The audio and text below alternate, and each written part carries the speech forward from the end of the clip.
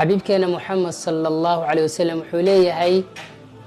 meel haday ku xanuunayso xanuun aad dareemaysid waxaad samaynaysaa meesha ku xanuunaysa gacantaada saar markaad saartid 3 mar waxaad akhrisaa bismillaah bismillaah bismillaah kadibna 7 mar waxaad akhrinaysaa أعوذ بالله وقدرته من شر ما أجد وأحاذر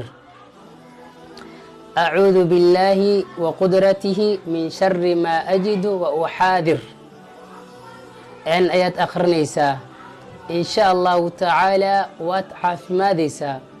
هدو الله سبحانه وتعالى كره النقض وايو رسولكنا صلى الله عليه وسلم وما ينطق عن الهوى إن هو إلا وحي يوحى يعني رسولكنا صلى الله عليه وسلم كما الله